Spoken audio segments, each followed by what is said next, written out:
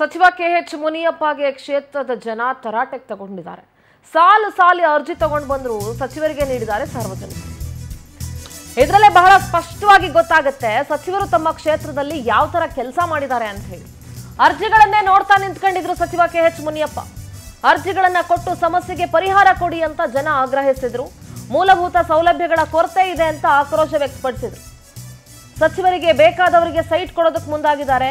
ಎಲ್ಲ ಅವ್ರಿಗೆ ಕೊಟ್ಬಿಟ್ರೆ ನಾವ್ ಎಲ್ಲಿಗೆ ಹೋಗ್ಬೇಕು ಸ್ವಾಮಿ ಅಂತ ದೇವನಹಳ್ಳಿ ತಾಲೂಕಿನ ಎಲಿಯೂರಿನಲ್ಲಿ ಘಟನೆ ನಡೆಯಿತು.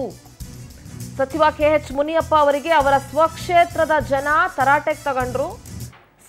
ಸಾಲು ಅರ್ಜಿಗಳನ್ನ ತಗೊಂಡು ಬಂದು ಇಟ್ಕೊಂಡಿದ್ರು. ನೋಡಿ ಅಲ್ಲಿ ಹೆಂಗಸರು, ಮಕ್ಕಳು, ಗಂಡಸರು ಎಲ್ಲ ಸರಿಯಾಗಿ ತರಾಟೆಗೆ ತಗೊಳ್ತಾ ಇದ್ದಾರೆ ಸಚಿವರಿಗೆ.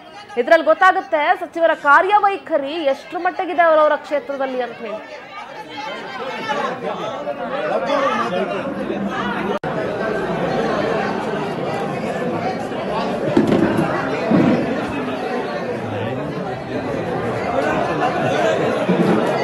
ಯಾರೇ ಕರೆದಿರೋದು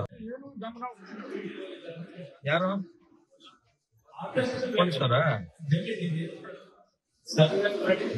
ಯಾರೇ ಕರೆದಿರೋದು ಸುಮಾರಷ್ಟು ಗಲಾಟೆ ಮಾಡಿದ್ರೆ ಗ್ರಾಮದಲ್ಲಿ ಏನೇನ್ ಸಮಸ್ಯೆಗಳಿದೆ?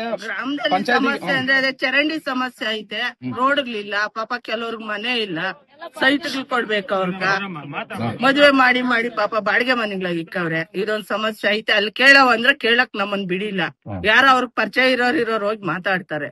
ನಾವ್ ಯಾರನ್ನ ಸರ್ ಕೇಳವ? ಈಗ ಸಚಿವರು ಕೂಡ ಭೇಟಿ ನೀಡಿದ್ರು, ಸಚಿವ ಮನವಿ ಪತ್ರ ಕೊಟ್ಟಿದ್ದಾರೆ. ಎಲ್ಲಿ ಸರ್ ನಮ್ ಜೊತೆ ಮಾತಾಡಕ್ಕೆ ಬಿಡಿಲ್ಲ, ಅವ್ರವರೇ ಮಾತಾಡ್ಕೊಂಡ್ರು. ನಾವ್ ಯಾರನ್ನ ಕೇಳವ ಹೋಗಿ?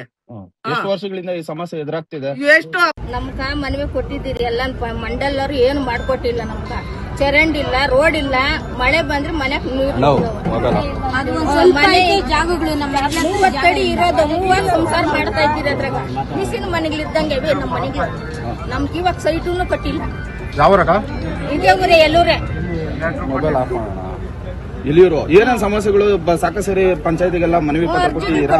ಅವ್ರು ಯಾವ ತರ ಸ್ಪಂದಿಸ್ತಿದ್ದಾರೆ ನಿಮ್ಗೆ? ಅವ್ರು ಬರಿಲ್ಲ, ನಮ್ಗೇನು ರೆಸ್ಪಾನ್ಸ್ ಮಾಡಿಲ್ಲ. ಪಂಚಾಯತಿ ಅಧಿಕಾರಿಗಳು